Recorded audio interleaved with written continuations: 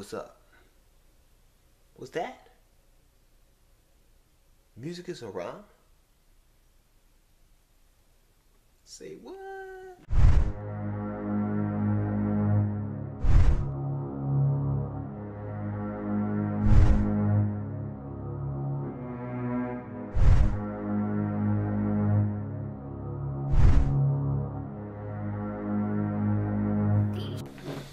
What up, guys? It's your brother Adam, and this is Personal Stories number 5, I think. 5 or 4. I think it's 5. Whatever. Music is Haram. You guys probably saw the title. Now, this is just my opinion, so don't go thinking like this is some deep philosophical shake research type stuff. This is just my experience, alright? Personal story is just my experience. Anyway, so I come from a very big music playing tradition family. So like I play piano, my brothers play acoustic guitar, my sister plays viola, my dad plays flute, my mom likes to play bass, my cousins play violin, cello, etc, etc, etc. And throughout my years I was trained on music. I loved it. I always thought it was something that was enjoyment, because as an engineering student, math uses one side of your brain, music uses the other. So my dad always encouraged us to focus on, mom and dad encouraged us to complete both sides of our brain. I was great with this thing. We used to do concerts for Thanksgiving. We still do every year, where all the cousins get together and play for the whole family. It's always great. Everything was cool until I got to college. Now, I've been homeschooled all the way through high school, so I haven't had the regular social interaction that most people get. So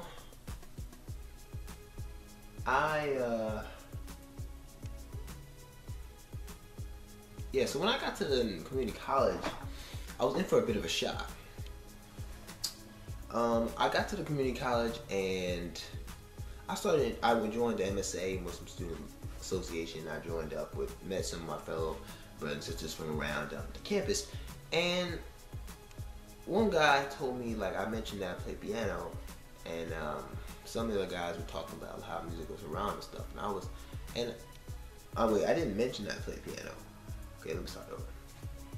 So we got into this conversation about halal and haram with some of the guys I was hanging with, and they brought up that music was haram, and this puzzled me for a bit. So I questioned him. I said, did you just say music is haram? He said, yeah, man. I mean, so and so Sheikh said it, so and so Sunnah, and so ayat, whatever. So it wasn't ayat, but it was Sunnah and all that kind of stuff. So yeah. So I didn't think much of it at first. I just absorbed it, and it took to me.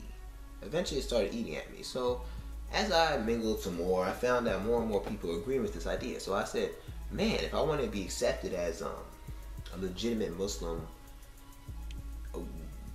among my peers, I better research this. So I went home, because it troubled me so much. I read to open up the Quran again. Now I've read it multiple times, and I had never heard of anything like this. So I checked the Quran. I didn't find any ayats that explicitly said music goes around. Now, Nar Nusra, I think, I probably pronounced her name wrong, but she mentioned to me and brought it to my attention that there's an ayat in the Quran that suggests that music is haram. And I shout out to her for that, for bringing that to my attention and everything. So, because I'm not right. I'm not always right. Nobody is. Only Allah subhanahu wa ta'ala is always right. So yeah, she brought it to my attention, and she left me a link to this video. So I looked at the video and everything, and yeah, and the Sheikh was going on and on about, based off this ayat in the Quran, what it could suggest. Notice these terms there, what it could suggest. Now, I disagree with people who go off like this, because first of all, Islam in general already gets a bad rap. Look at this. We already got ISIS out there who doesn't represent us. We already got people dying in Paris, and they're trying to connect them to Muslims. Everything's already fallen on the Muslims anyway. The war in Iraq, terrorism, at war in Afghanistan, everything falls on the Muslims nowadays. So when Sheikh goes off on what could be suggested in this, that, the other, and tries to make it's a whole big thing that's haram to forbid people from doing it. In the short term, maybe he could be right. But in the long term, it does more damage. Here's why. Islam is already looked upon as such a with so much negativity. And we already have so many rules and barriers in Islam for good reason. I don't think we need any more. So when a sheikh does this suggested off an ayah kind of thing without much evidence,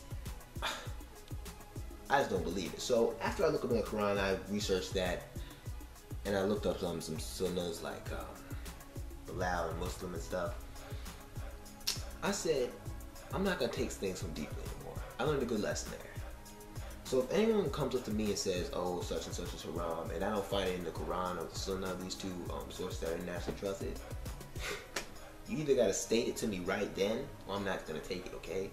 I mean, I've had people come to me saying, don't eat with this hand, don't eat with that hand, such and such, you made a haram comment, this, that, the other, don't talk to sisters, don't be in a room, everything. So I mean, it gets really out of hand. I got all kinds of negative comments. I mean, shoot, just from being like African American and Muslim, it's even worse. I mean, like, check it. I mean, if you're from, shout outs to all the brothers from Afghanistan, Pakistan, the Middle East, Syria, all those great Palestine, all those great countries, because you guys have it easy, man, in being identified as Muslim anyway. Because as an African American Muslim, I gotten critique from my peers who aren't Muslim, saying, "Oh, you a Muslim? I didn't know that." I mean, and from the Muslim community at the same time, "Oh, you're a Muslim? I didn't know that." I get it from both sides. I don't know what to say, man. It's crazy. But yeah. Back to music. I'm starting to go on tangents. So from that experience that I learned, I came up with a solution. I said, look, now there is some music that we hear, especially this mainstream stuff that's pumped through the radio, is obviously haram. If you use your judgment, you can see what I'm talking about. Like talking about drugs, abusing women, crime, having sex for no reason, parties all the time, getting drunk. That's obviously haram. That's obviously outlawed. Use your judgment. But, like, listen, are you gonna tell me seriously, face to face, man to man, that playing piano is haram? That jazz music is haram? We only hear a little percentage of music that is haram. The little percentage of music that is haram played over the radio.